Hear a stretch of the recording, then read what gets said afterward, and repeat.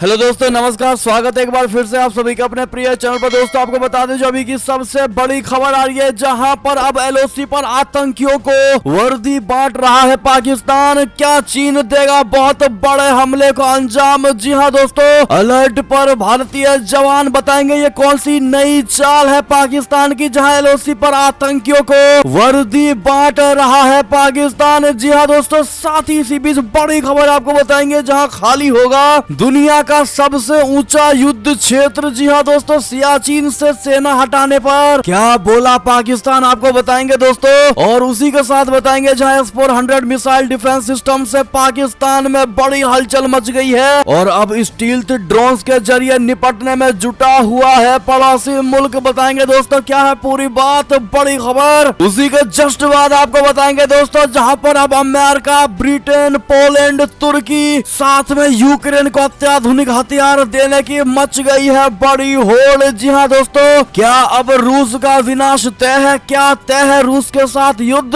हर तरह की जानकारी देंगे दोस्तों इससे जुड़ी आपको, जहाँ बताएंगे 1 लाख सैनिकों को फिर रूस ने उतार दिया है दोस्तों। यानी कि मामला बहुत ज्यादा गरमाया हुआ है और कभी भी बहुत बड़ा एक्शन लिया जा सकता है। इसकी बड़ी और लेटेस्ट जानकारी हम आपको अभी बताने वाले हैं। साथ ही आपको बताएंगे दोस्तों, जहाँ पर उत्तर प्रदेश के चुनावी माहौल में एक के बाद एक सर्वे निकलकर सामने आ रहे दोस्तों। अब वेस्ट यूपी बोले तो पश्चिम यूपी में सपा का जाट मुस्लिम गठजोड़ कितना सफल होगा दोस्तों। सर्वे ने बताया गन्ना बेल्ट का मूड क्या है, बताएंगे आपको बड़ी खबर, जहां पश्चिम उत्तर प्रदेश की जनता का क्या मूड है दोस्तों। जाट मुस्लिम गठजोड़ कितना सफल होगी, इसकी बड़ी जानकारी आपको हम देने वाले हैं सर्वे के द्वारा। साथ ही बताएंगे जहां कैराना में अमित शाह ने घर घर बांटे पर्चे, जिसके बाद लोगों ने कौन कौन सी बातें कही हैं दोस्तों। साथ ही जितने भी प्रधानमंत्री श्रम योगी मनधन योजना दोस्तों, यानी कि श्रम कार्ड धारक हैं, उनके लिए बहुत बड़ी खबर है दोस्तों। नया अपडेट निकलकर सामने आया, तो हर तरह की जानकारी देंगे आपको, तो आराम से बने रहिएगा वीडियो के अंत तक। और अभी खबरों में आगे बढ़ने से पहले हमेशा की तरह मानते हैं कि मोदी जी तो हर चीज संभव है, भारतीय सेना है तो अपना देश गर्व से जी रहा है दोस्तों। और आपको भी भारतीय होने पर शान है, गर्व है, तो फटाफट से इस वीडियो को भी कर दीजिए लाइक, चैनल को कर दीजिए सब्सक्राइब, बेल आइकन दबाइए, साथ ही कमेंट बॉक्स में लिख दीजिएगा जय हिंद। जी हाँ दोस्तों, तो चलते हैं पहली और सबसे बड़ी खबर की तरफ, जहां एलओसी पर आतंकियों को वर्दी बांट रहा पाकिस्तान। चीन देगा बहुत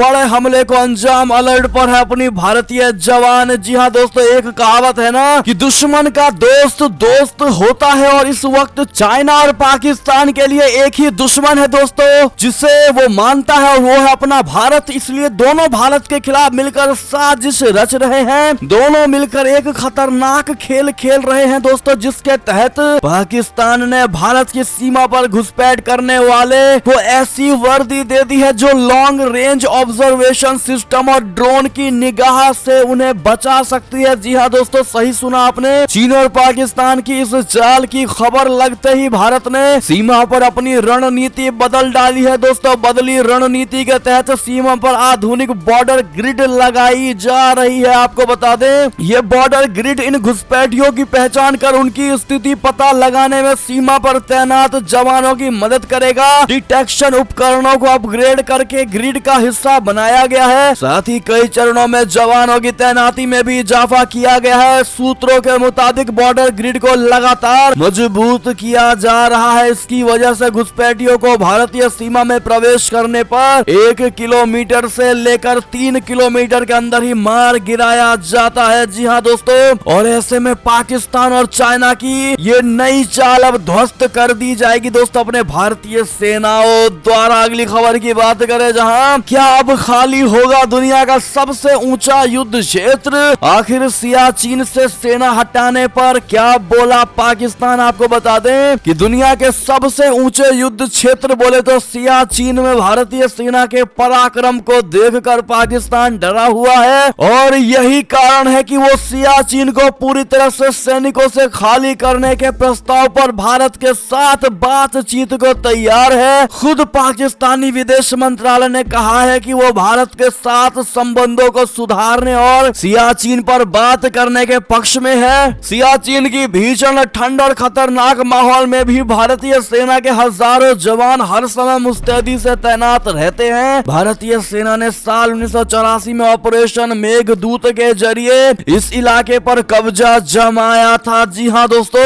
ऐसे में अब भारत के सेनाओं की पराक्रम देखकर पाकिस्तान पानी पानी हो गया है दोस्तों। अब उसके हाथ पैर यानी पाकिस्तानी सेनाओं के हाथ पैर कांपते नजर आ रहे हैं दोस्तों, जिसके बाद अब पाकिस्तान की सरकार ने भारत के साथ अच्छे संबंध स्थापित करने का वचन लिया है दोस्तों, और कश्मीर के मुद्दे को कुछ समय के लिए दूर रखने का वादा किया है। अगली खबर की बात करें, जहां पर S-400 मिसाइल डिफेंस सिस्टम से पाकिस्तान में बड़ी हलचल स्टील्थ ड्रोन्स के जरिए अब निपटने में जुटा हुआ है। पड़ोसी मुल्क आपको बता दे दोस्तों, भारत के नए S-400 air missile defence system के पहले बैच को इस साल अप्रैल तक चालू कर दिया जाएगा। रूस बोले तो रसिया द्वारा तैयार किए गए मिसाइल डिफेंस सिस्टम को पंजाब में तैनात किया गया है। राज्य की सीमा पाकिस्तान से लगती है, तो ऐसे में पड़ोसी मुल्क में हलचल होना लाजमी है। भारत द्वारा S-400 की तैनाती का उद्देश्य देश की वायु रक्षा क्षमता को बढ़ाना है। इसे दुनिया में अपनी तरह की सबसे बेहतरीन सिस्टम में से एक के रूप में जाना जाता है। जी हाँ दोस्तों, 400 किलोमीटर की रेंज के साथ S-400 ट्रायम्फ बोले तो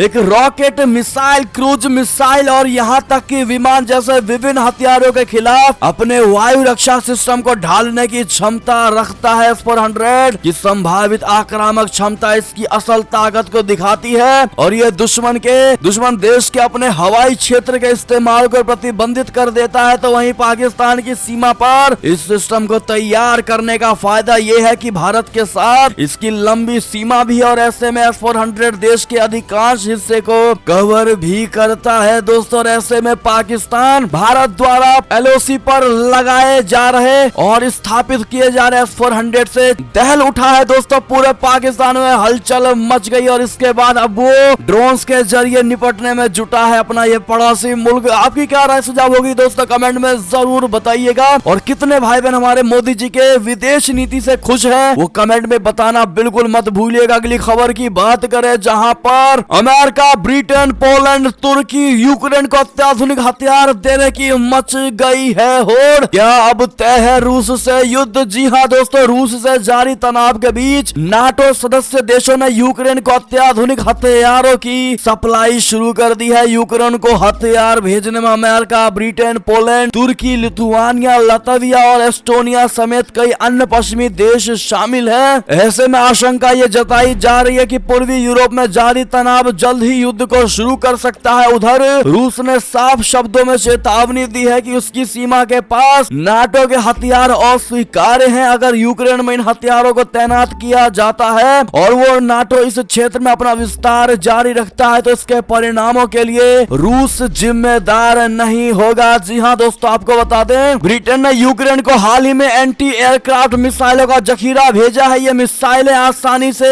एक जगह से दूसरी जगह पर ले जाकर फायर की जा सकती है। साथ ही तुर्की ने भी यूक्रेन को सौंपे हैं सैकड़ों अटैक ड्रोन। और ऐसे में दोस्तों हमने एक विभाजन किया है जिसमें रूस और यूक्रेन की सैन्य ताकतें को दर्शाया है। दोस्तों आप स्क्रीन पर देख पा रहे होंगे, एक तरफ यूक्रेन है और दूसरी तरफ रूस है। जी हाँ दोस्तों, और इसी बीच जो बड़ी खबर आ रही है रूस को लेकर, जहां पर 1 लाख सैनिकों के साथ क्या हमला कर सकता है रूस। जी हाँ दोस्तों, यूक्रेन के समीप करीब 1 लाख रूसी सैनिकों के जमावड़े से कई लोगों को आशंका है कि रूस हमले की तैयारी कर रहा है। हालांकि रूस इससे इनकार करता रहा है दोस्तों, लेकिन रूस का कहना है जब पानी सर से ऊपर चढ़ जाएगा तो आक्रमण करना ही होगा। ऐसे में रूस भी पूरे तरीके से तैयार है। जी हाँ दोस्तों, और ऐसे में बहुत बड़ी स्थिति और बुरी स्थिति बनने वाली है रूस यूक्रेन के बीच। और यूक्रेन की बात करें तो अमेरिका, ब्रिटेन जैसे बड़े बड़े ताकतवर देश यूक्रेन के साथ खड़े हैं। जी हाँ दोस्तों, ऐसे में आपको क्या लगता है, क्या इनके बीच में अब युद्ध ही संभव है दोस्तों? क्योंकि बात से निपटारा नहीं हो पा रहा है। अपनी राय सुझाव जरूर दीजिएगा। बढ़ते अगली खबर की तरफ, लेकिन जिन भाइयों और बहनों ने इस वीडियो को लाइक नहीं किया दोस्तों, आपसे रिक्वेस्ट हमारी मेहनत को सफल करने के लिए एक लाइक अवश्य कर दीजिएगा। अगली खबर की बात करें, जहां आखिर क्या है भारतीय सेना का ऑपरेशन स्नो लेपर्ड, जो चीन के खिलाफ अब भी जारी है। जी हाँ दोस्तों, भारतीय सेना के उत्तरी कमांडर लेफ्टिनेंट जनरल वाई.के. जोशी ने कहा है कि सेना किसी भी घटना से निपटने के लिए पूरी तरह से तैयार है। उन्होंने बताया आया है कि ऑपरेशन स्नो लेपर्ड अब भी जारी है। Joshi general officer commanding in chief Jammu और कश्मीर में अपने मुख्यालय में उत्तरी कमान के अलंकरण समारोह में बोल रहे थे। उन्होंने कमान व्यवस्था में असाधारण और उत्कृष्ट प्रदर्शन के लिए 40 इकाइयों को जीओसी इन सी की प्रशस्ति और 26 इकाइयों को जीओसी इन सी का प्रशस्ति प्रमाण दिया है। अगली खबर की बात करें, जहां आईएमएफ के लिए सिर दर्द बना पाकिस्तान, कर्ज में बांग्लादेश को भी पछाड़ा। अपनों ने ही खोल दी इमरान खान की पोल। जी हां दोस्तों, पाकिस्तान अस्तित्व में आने के बाद आर्थिक दृष्टि से कभी भी बहुत अच्छी स्थिति में नहीं रहा, लेकिन इमरान खान के देश की सत्ता संभालने के बाद तो जैसे इसके सितारे गर्दिश में आ गए। दोस्तों, इमरान खान ने न सिर्फ पाकिस्तान को कंगाल बना दिया बल्कि उस पर अरबों डॉलर के कर्ज को चढ़ा डाला है। पाकिस्तान अब चीन के जैसे देशों का आर्थिक गुलाम बन चुका है। पाकिस्तान पर घरेलू और विदेशी कर्ज 50,000 अरब रुपए से भी ज्यादा हो चुका है। दोस्तों, खुद पाकिस्तान के अपने ही उसकी पोल खोल रहे हैं। जी हाँ दोस्तों, पाकिस्तान के अमेरिका में राजदूत रह चुके हुसैन हक्कानी ने एक ट्वीट करके पाकिस्तान और बांग्लादेश की तुलना की। आप ये ट्वीट देख पा रहे होंगे दोस्तों, जिसमें हक्कानी ने लिखा है कि पाकिस्तान आईएमएफ से 1958 के बाद से 22 बार कर्ज ले चुका है, जिसमें 1988 के बाद 13 बार और 2000 के बाद 5 बार शामिल है। इसकी बांग्लादेश से तुलना करें तो उसे 1974 के बाद सिर्फ 10 बार आईएमएफ से कर्ज लेने की जरूरत पड़ी, जिसमें 2000 के बाद सिर्फ 2 बार लिया लोन शामिल है। हक्कानी पहले भी इमरान सरकार को खरी खरी सुनाते रहे हैं। यानी कि दोस्तों, अब खुद पाकिस्तानी सरकार का पोल खोलता नजर आ रहा है। दोस्तों, इससे बड़ी बेइज्जती और घोर बेइज्जती एक देश के प्रधानमंत्री के लिए क्या ही हो सकता है। अपनी प्रतिक्रिया आप लोग जरूर दीजिएगा दोस्तों, कमेंट में कमेंट करके बताते रहिएगा कि आप लोग भी हमारे साथ खड़े हैं। चलते हैं अगली खबर की तरफ, जहां अफगानिस्तान को गेहूं भेजने पर पहले की टाल मटोल अब सफाई पेश कर रहा पाकिस्तान। कह रहा है कि मदद को लेकर भारत के रिस्पॉन्स का इंतजार। जी हाँ दोस्तों, पाकिस्तान ने शुक्रवार को कहा कि उसने मानवीय सहायता के रूप में अफगानिस्तान में गेहूं की खेप भेजने को लेकर किए गए प्रबंधों के बारे में भारत को अवगत करा दिया है और पहली खेप भेजने की तारीख पर नई दिल्ली से प्रतिक्रिया की प्रतीक्षा की है। विदेश कार्यालय के प्रवक्ता असीम इफ्तिखार अहमद ने साप्ताहिक ब्रीफिंग में कहा है कि भारत को मानवीय दृष्टिकोण के आधार पर और अपवाद के तौर पर पाकिस्तान के रास्ते अफगानिस्तान में गेहूं भेजने की अनुमति दी गई थी। जी हाँ दोस्तों, यानी कि जब ईरान ने भारत को समर्थन दे दिया दोस्तों और कह दिया कि आप हमारे रास्ते अफगानिस्तान ये मदद भेज सकते हैं, जिसके बाद दोस्तों अब पाकिस्तान अपने आप को और अपनी गलती को छुपाने की बात कर रहा है दोस्तों, और कह रहा है कि हमने तो भारत के रिस्पांस का इंतजार किया था, भारत ने हमें कोई रिस्पांस ही नहीं दिया। हम तो अफगानिस्तान की मदद करवाने के लिए भारत का साथ दे ही रहे थे, यानी कि हम उनको अलाउ कर रहे थे कि आप पाकिस्तान के रास्ते मदद अफगानिस्तान तक भेज सकते हैं। तो देख रहे हैं दोस्तों आप लोग, कितनी घोर बेइज्जती इमरान खान अपनी खुद करवाते हैं। पहले गलती करके उस गलती को छुपाने का कार्य इमरान सरकार द्वारा किया जा रहा है। इस पर आपकी क्या प्रतिक्रिया होगी, राय जरूर दीजिएगा दोस्तों। अगर आप भी मानते हैं कि कहीं ना कहीं भारत की ही गलती है, पाकिस्तान जैसे देशों से पूछना ही नहीं चाहिए, तो अपनी राय प्रतिक्रिया जरूर दीजिएगा दोस्तों। अगली खबर की बात करें, जहां पर मानव तस्करी के शिकार 4 भारतीयों की जिस प्रकार से मौत हुई दोस्तों, उसके बाद कनाडाई के पीएम ट्रूडो ने कहा बेहद दुखद मामला है, सख्त से सख्त कार्रवाई करूंगा। जी हाँ दोस्तों, कनाडा के प्रधानमंत्री जस्टिन ट्रूडो ने शुक्रवार को 4 भारतीय नागरिकों की मौत के बाद मानव तस्करी पर सख्त कार्रवाई की कसम खाई है। इन 4 भारतीयों की कथित तौर पर कनाडा और अमेरिका के बीच सीमा पार करने की कोशिश करते हुए ठंड से जमकर मौत हो गई थी। इस मामले पर जस्टिन ट्रूडो ने कहा है कि यह बिल्कुल हैरान कर देने वाली खबर थी।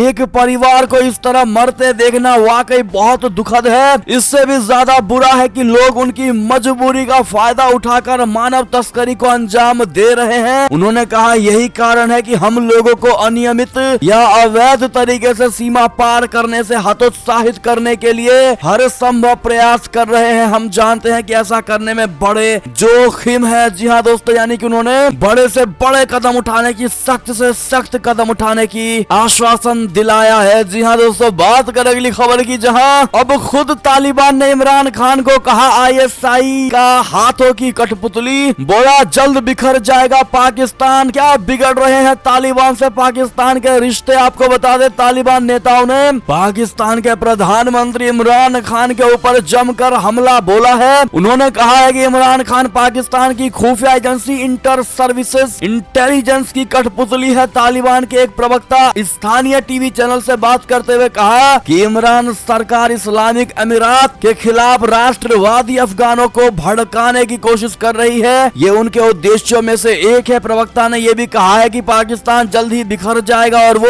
FATF की ब्लैक लिस्ट में होगा। जी हाँ दोस्तों, साथ ही आपको आगे की खबर की बात करें, जहां उइगर मुस्लिमों को प्रताड़ित करने में पाकिस्तान करता है चीन की मदद। इमरान खान के ढोंग की अब खुल चुकी है पोल। जी हाँ दोस्तों, दुनिया भर के मुसलमानों का मसीहा बनने का दावा पाकिस्तान करता रहता है और पाकिस्तान के प्रधानमंत्री इमरान खान का दिन तो दुनिया भर के मुसलमानों के लिए हो हल्ला करने में ही गुजरता है। लेकिन पाकिस्तान और इमरान खान के सबसे बड़े पाप का पर्दाफाश हो गया है। रिपोर्ट में खुलासा हुआ है कि चीन में उइगर मुस्लिमों को प्रताड़ित करने में पाकिस्तान काफी मदद करता है। जी हाँ दोस्तों, शिनजियांग में रहने वाले उइगर मुस्लिमों पर चीन जमकर अत्याचार करता है, जिसकी दुनिया भर के देशों में निंदा की जाती है। लेकिन शिनजियांग में उइगर मानवाधिकारों के उल्लंघन के मुद्दे पर पाकिस्तान लगातार चुप्पी साधे रहता है। इतना ही नहीं, लेटेस्ट रिपोर्ट में यह खुलासा हुआ है कि पाकिस्तान की तरफ से उइगर मुस्लिमों पर अत्याचार में चीन की बाकायदा मदद की जाती है। CPEC और काफी ज्यादा कर्ज देकर पाकिस्तान को करीब करीब अपना गुलाम बना लेने वाले चीन के इशारे पर पाकिस्तान की सरकार काम कर रही है। कनाडा स्थित think tank international forum for rights and security ने उइगर मुस्लिमों के खिलाफ चीन पाकिस्तान के जुल्म को लेकर यह बहुत बड़ा खुलासा किया है। जी हाँ दोस्तों, साथ ही आपको बता दें, जहां जम्मू कश्मीर से एक और खबर, शोपियां में सुरक्षा बलों और आतंकियों के बीच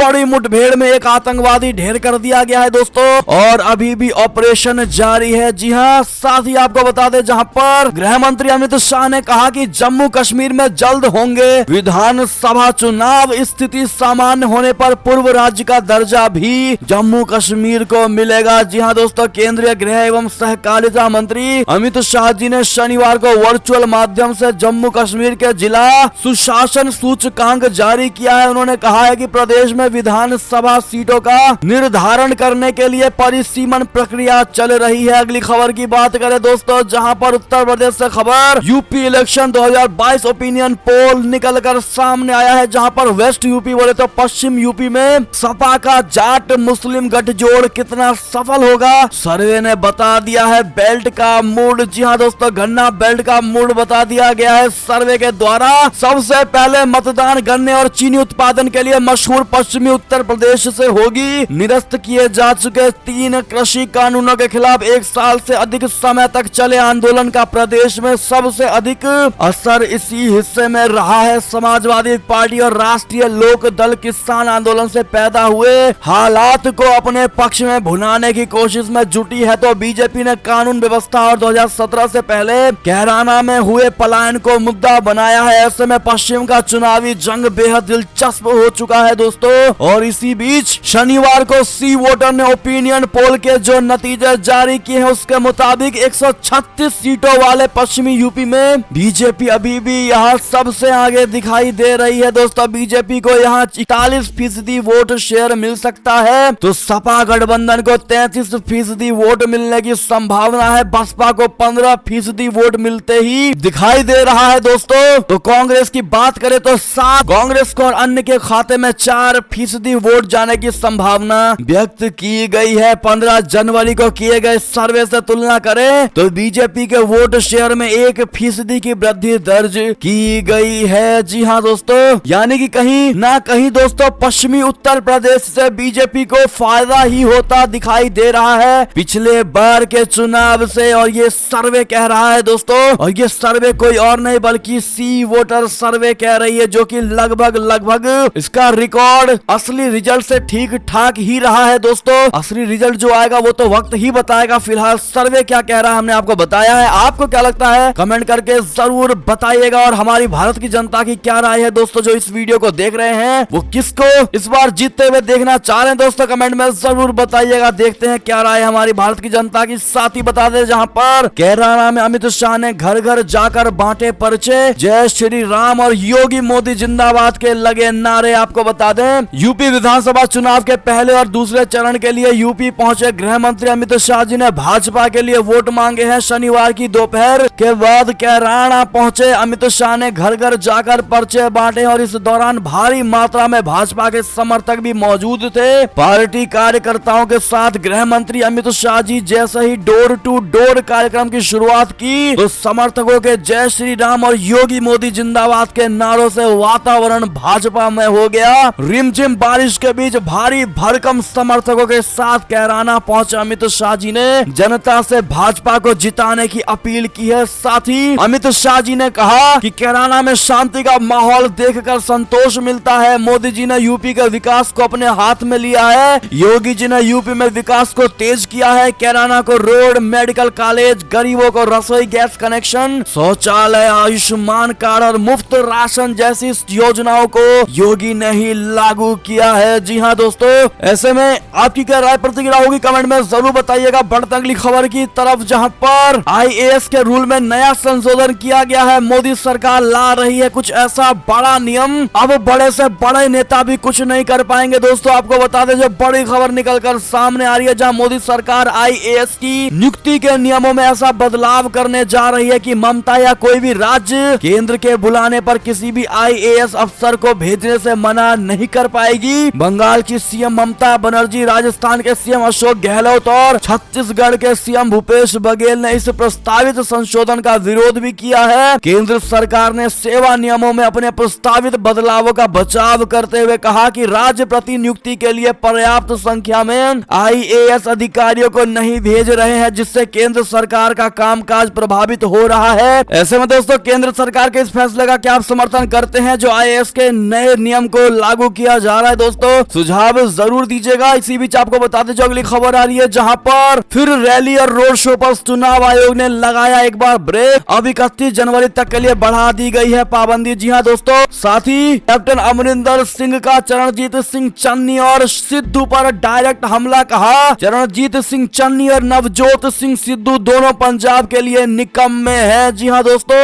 और साथ ही पंजाब के पूर्व मुख्यमंत्री अमरिंदर सिंह का सीएम पर भी बहुत बड़ा आरोप कहा। अवैध रेत खनन में चन्नी का भी हिस्सा है। जी हाँ दोस्तों, बात करें अगली और बड़ी खबर की, जहां पर ई श्रम कार्ड धारक ध्यान दे, इस खास योजना में ₹1.80 निवेश करने पर मिलेगी 3000 की पेंशन। जी हाँ दोस्तों, आपको बता दें कि असंगठित क्षेत्रों से जुड़े लोगों को मौसमी बेरोजगारी की समस्या को देखते हुए भारत सरकार ने एक खास स्कीम चला रखी है, जिसका नाम है प्रधानमंत्री श्रम योगी मान धन योजना। इस योजना को खास तौर पर असंगठित क्षेत्र से जुड़े लोगों के लिए बनाया गया है। इस योजना की खास बात यह है कि इसमें मात्र ₹1.80 प्रतिदिन निवेश करके आप 3000 रुपए की पेंशन का लाभ उठा सकते हैं। इसी कड़ी में आपको बता दें कि प्रधानमंत्री श्रम योगी मानधन योजना आखिर क्या कहती है। दोस्तों अगर आपकी मासिक आय 15,000 रुपए से कम है तो इस योजना में निवेश करके आप हर महीने 3000 रुपए की मासिक पेंशन का लाभ उठा